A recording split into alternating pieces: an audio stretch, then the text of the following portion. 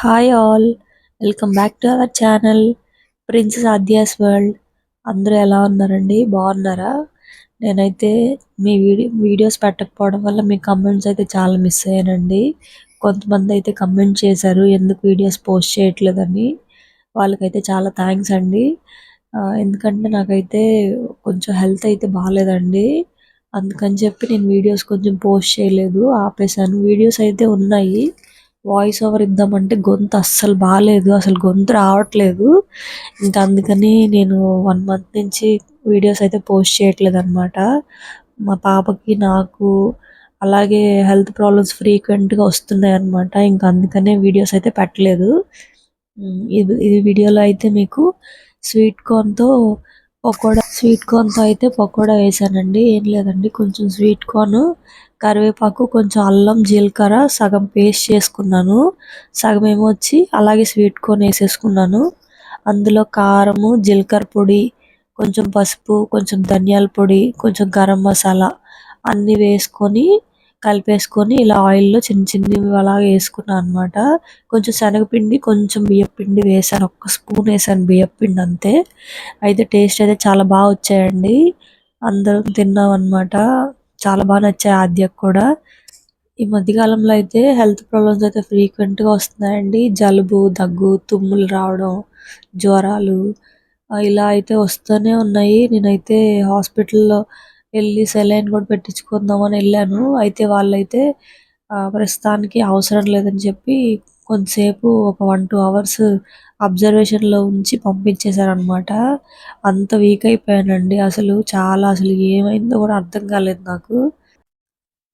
తర్వాత అయితే ఆ పకోడా తీసుకొని చల్లగా పైకి వెళ్ళాము. చూసారా, మునక్కాయలు, చెట్టు నిండా మునక్కాయలే అండి. కానీ అసలు ఆ మునక్కాయలు అంటే పెద్దవి అయిపోయిన తర్వాత వాళ్ళు ఇచ్చారనమాట, చాలా మునక్కాయలు ఇచ్చారు. అప్పటికి కూడా నాకు ఇంకా బాగాలేదనమాట. ఈ వీడియో తీసినప్పటికీ అప్పుడు నేను బాగానే ఉన్నాను, తర్వాత నాకు బాగాలేకుండా వచ్చింది. అప్పటికే ఈ మునక్కాయలన్నీ పెద్దవి అయిపోయాయి. వీళ్ళైతే చాలా మునక్కాయలు ఇచ్చారు. నేనైతే మంచిగా కూర కూడా చేయలేకపోయాను, అన్నీ మావయ్య చేశారనమాట. ఒక 2-3 రోజులు వంట కూడా మావయ్య చేశారు. ఇంకా అసలు అంత బాగాలేదండి నాకైతే. ఇంక మావయ్య మొత్తం వంట కూడా చేశారు. మా వారు ఇద్దరు కలిపి హ్యాండిల్ చేశారనమాట. ఒక 3-4 డేస్ ఆద్యాన్ని, ఇంటిని. అంత బాగాలేకుండా వచ్చిందండి అసలు. ఇప్పుడైతే కొంచెం రికవర్ అయ్యానండి, బాగానే ఉన్నాను. అందుకనే వీడియోస్ అయితే ఇంకా కంటిన్యూస్గా పోస్ట్ చేద్దాం అనుకుంటున్నాను. వీడియోస్ అయితే తీయాలి కొంచెం నిదానంగా, కొంచెం కొంచెం ఇప్పుడు ఫ్లో తగ్గినా సరే ఇంకా రాబోయే రోజుల్లో అసలు వీడియోస్ ఆపకుండా పోస్ట్ చేద్దాము అని అనుకుంటున్నానండి. నేనైతే ఆ రోజు నైట్ ఎగ్ కర్రీ చేశానండి. అంటే ఇప్పటి వరకు నాకు తెలిసి ఇలాంటిది ఎవరైనా ట్రై చేశారో లేదో నాకైతే డౌట్ అనమాట. ఏంటంటే ఉల్లిపాయలు ఇలా మెత్తగా గ్రైండ్ చేసేసుకొని, ఉల్లిపాయలు, టమాటాలు బాగా వేయించాక ఉప్పు, కారం వేసుకున్నాక అందులో పాలు వేసాను నేను. ఇదైతే ఎగ్ కర్రీ. ఎగ్ కర్రీలో ఎవరు ఇప్పటివరకు పాలు వేసి ఉండరని నేను అనుకుంటున్నాను. ఎక్కువ వేయలేదండి, కొంచెం వేసి ట్రై చేశాను. అసలు ఎగ్ బుర్జీ మామూలుగా చేసే కన్నా కొంచెం డిఫరెంట్గా చేద్దాము, అసలు ఎలా వస్తుంది అని చెప్పి ట్రై చేశాను అనమాట. జనరల్గా అయితే మనం ఉల్లిపాయ, టమాటా వేసి ఎగ్ వేసేస్తాం కదా, అలా కాకుండా ఈ ప్రాసెస్ కొంచెం ట్రై చేయండి. మా వారికి అయితే చాలా బాగా నచ్చింది. అంటే మనకి డాబాల్లో ఇస్తారు కదండి, అలా ఉందంట, చాలా బాగుందని చెప్పారు. ఏం లేదండి, ఉల్లిపాయలు కొంచెం ఆయిల్ ఎక్కువ పడుతుంది. ఉల్లిపాయలు, పచ్చిమిరపకాయలు ఇలా సన్నగా చాప్ చేసేసుకొని, ఉప్పు వేసుకొని కొంచెం మగ్గాక ఇలా అల్లం వెల్లుల్లిపాయ పేస్ట్ వేసుకున్నాక కొంచెం బాగా కలిసాక టమాటాలు ఇలాగా మెత్తగా చాప్ చేసేసుకొని వేసేసి అంతా కొంచెం కలుపుకోవాలన్నమాట. ఇలా కలుపుకున్న తర్వాత మనం ఇంకా మసాలాలు వేసుకుంటాం కదా, ఇంకా ఉప్పు, కారము అవన్నీ వేసేసుకోవాలి. కొంచెం అయితే నేను కరివేపాకు కూడా వేసాను. యాక్చువల్గా చాపర్లో వేసేసి ఉంటే ఇంకా బాగుండేది, మర్చిపోయాను. తర్వాత గుర్తొచ్చి మళ్ళీ కరివేపాకు వేసాను అనమాట. అయితే ఈ స్టేజ్లో ఉప్పు, కారం, మసాలాలు అన్నీ వేసేసాక మనం అయితే పాలు కూడా వేయాలన్నమాట ఈ స్టేజ్లోనే. చూస్తున్నారు కదా, ఇట్లా బాగా గుజ్జులాగా అయిపోవాలి. ఈ స్టేజ్లో మనం ఏం చేస్తామంటే జనరల్గా మసాలాలన్నీ వేసి ఎగ్ కొట్టేసేసి దగ్గర పడే వరకు ఉంచితే అదే కదా ఎగ్ బుర్జీ.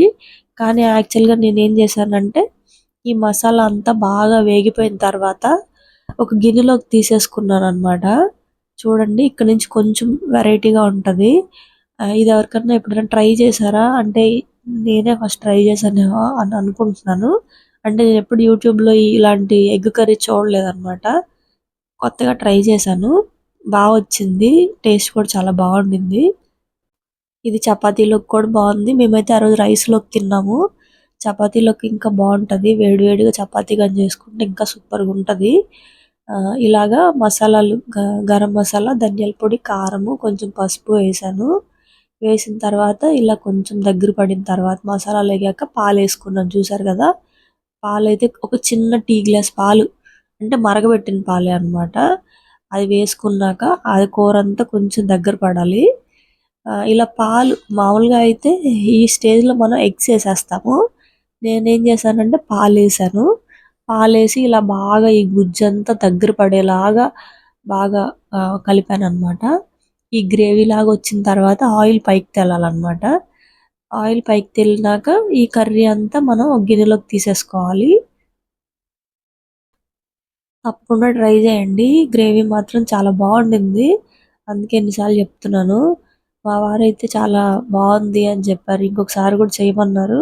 తర్వాత మళ్ళీ ఎగ్ కర్రీ చేయలేదు. చేసిన తర్వాత చెయ్యాలొకసారి.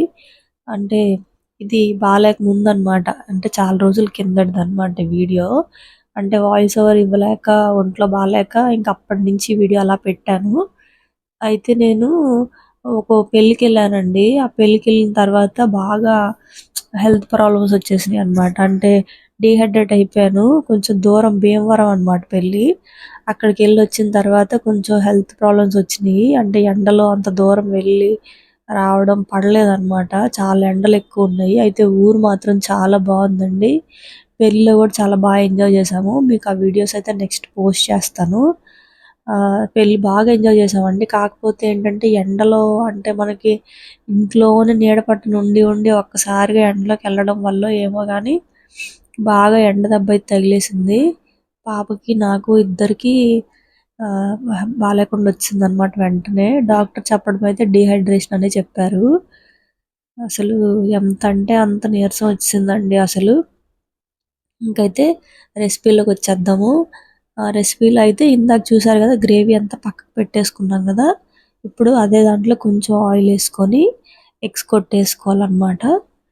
ఇవి ఇంక మామూలుగా బాగా వేపుకున్నాక కొంచెం తీసేసుకోవాలి. చెప్తున్నా గదండీ! ఈ ఈ కర్రీకి మాత్రం ఆయిల్ కొంచెం ఎక్కువ పడతది. అంటే అందుకనే ఫ్రీక్వెంట్‌గా చేసుకోవద్దు. అప్పుడప్పుడు చేసుకోండి. ఎందుకంటే ఆయిల్ అయితే చాలా ఎక్కువ పడింది. నేనెప్పుడు ఇంత ఆయిల్ వాడననమాట కర్రీస్‌కి. కొంచెం తక్కువే వాడతాను. చూసారు కదా! 2 టైమ్స్ ఆయిల్ ఎయాల్సొచ్చింది. ఫస్ట్ గ్రేవీలో ఎసాను. మళ్ళీ ఎగ్స్ కోసం ఎసాననమాట. ఇలా ఎగ్స్ కొంచెం బాగా వేగిపోయిన తర్వాత మనం ఇందాక గ్రేవీ తీసేసుకున్నాం కదా! ఆ గ్రేవీ ఆ గిన్నెలో ఉండే వాటర్ ఎసేసి ఆ గ్రేవీ కడిగేసి ఇందులో ఎసేసాననమాట.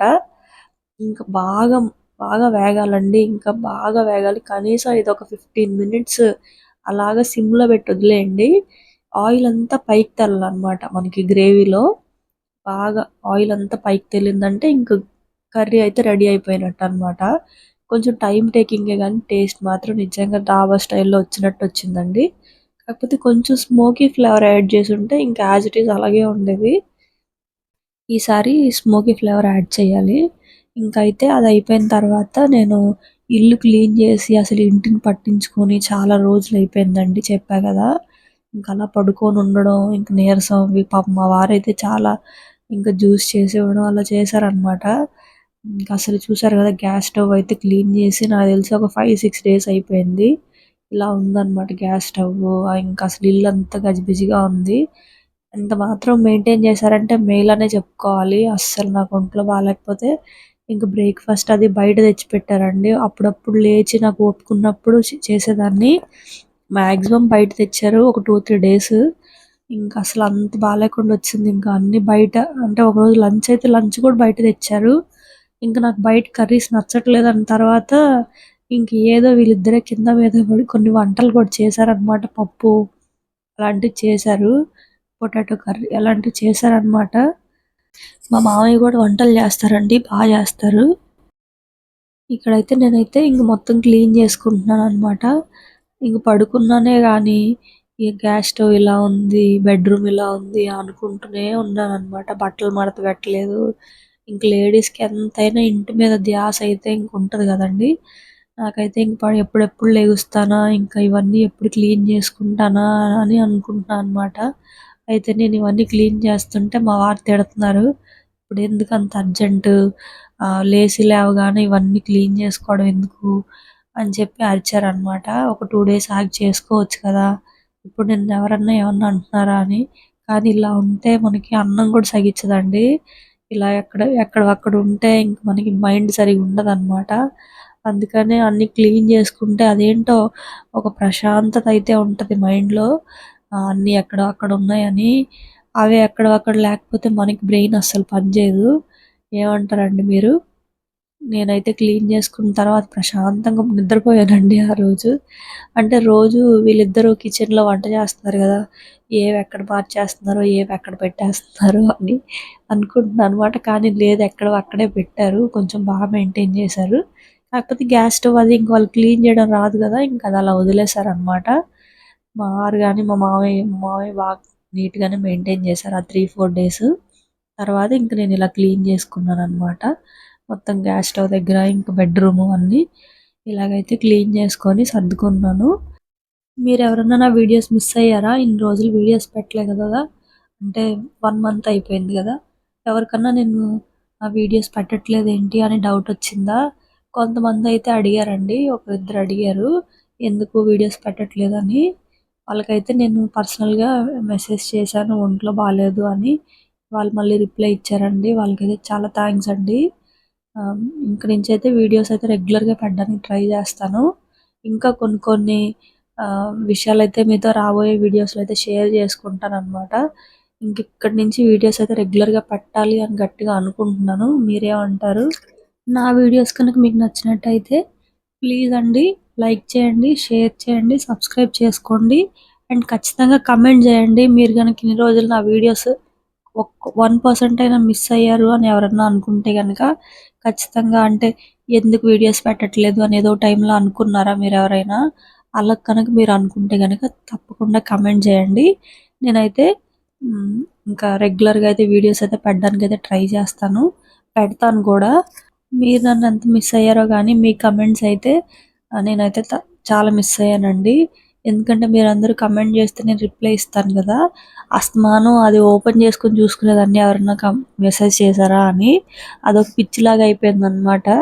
ఎవరన్నా మెసేజ్ చేశారా? తిరిగి వాళ్ళకి రిప్లై ఇవ్వడం అలా చేసేదాన్ననమాట. అలాగ అలవాటయిపోయింది. వీడియోస్ పెడదామంటే గొంతొచ్చేది గాదు. ఇంక అందుకే ఇన్ని రోజులు ఇంక రెస్ట్ తీసుకుందాం అని పెట్టలేదనమాట. వీడియో అయితే ఇక్కడితో ఎండ్ చేస్తున్నానండి.